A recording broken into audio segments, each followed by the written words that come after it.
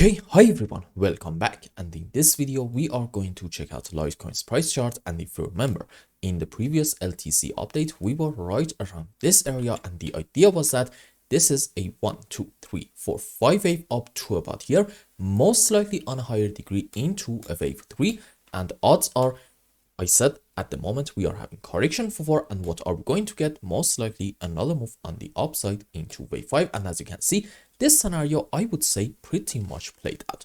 The question is, are we going to get a very strong move down from here, or maybe once more we're gonna have some sort of a corrective movement and get some more decent moves on the upside?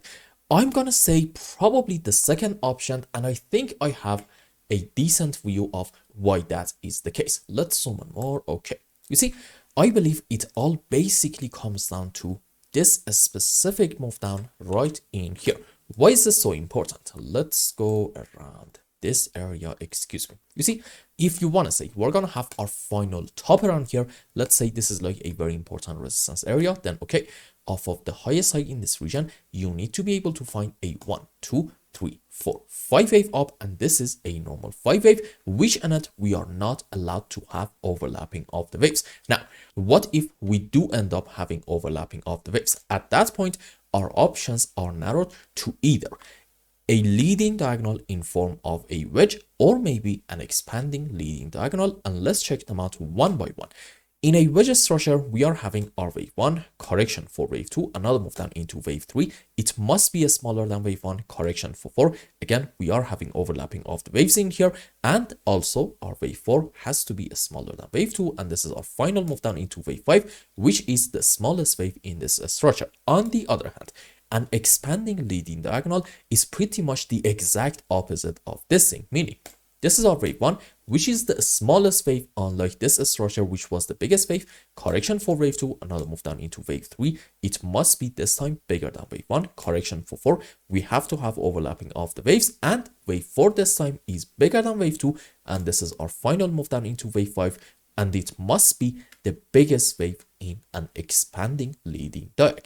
Now let's go on the live chart and see, off of the recent highest high, are we able to find a complete impulse or not? So here's the deal. If you want to say this is a 5 wave, then I think your best shot at finding that is if you say this is 1, this is wave 2, this is wave 3, correction for 4, another move on the downside into our wave 5. Now, pay attention. I think we can all clearly see that wave 4 is smaller than wave 2.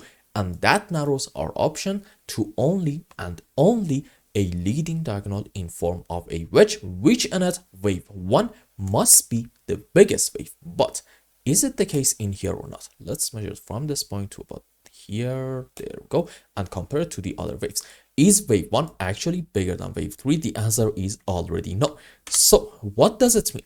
I'm gonna say finding an impulse in this initial move down in Litecoin is quite challenging. Sure, it is possible to find some sort of a 5 wave down in here, but the shape of it is going to look so odd to a degree that is going to make me say, you know what, that's probably not gonna be anybody's primary case.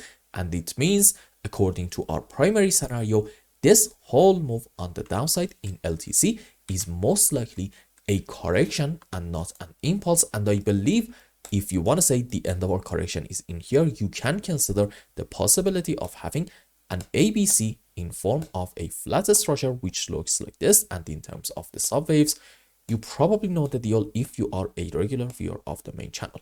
ABC down into a ABC, or maybe a WXY on the upside, not really that important, into wave B, and a 1 2 3 4 5 wave down into our ceiling. Let's go on the live chart and count some waves and so on. Okay, so this is a very clear 1 2 3 4 5 wave down with a triangle into our wave 4, classic textbook. And before that, I think this is an ABC zigzag, most likely. This is our A, correction for wave B, and another move up into our C leg. Or you can say to about here is the end of our wave A, and then again correction for wave B, another move up into our C leg. Again, not really that important. Overall, I think this is a correction structure, and this can be starting from this point, 5 down into a correction for wave B, and maybe another complete impulse on the downside to about here into our C leg, maybe like a 1, 2, 3, 4, 5 wave down. Now, on a higher degree, well, okay, these are the sub waves for most likely, you know the deal, an A, B, C flat structure, indicating maybe, and again, just maybe in LTC, the low is already in. That's not really the point. You see, the point that I'm trying to make is this. In Litecoin, most likely, whatever move on the downside that we can possibly have is going to be just a correction structure and not an impulsive movement. And sure, we may see another move down, but it doesn't really going to matter a whole lot for us. Why? Because after this is over, we can count definitely on another move on the upside with a lot of confidence, since we believe overall in this space we are having a correction. So for now, in LTC in the short term, I think we are allowed to be a bit more optimistic than before, and we can count on some more moves up to show up soon. And I hope I explained everything well and you understood what is going on in Litecoin's price chart. And until the next update, I hope you have a wonderful time. Goodbye.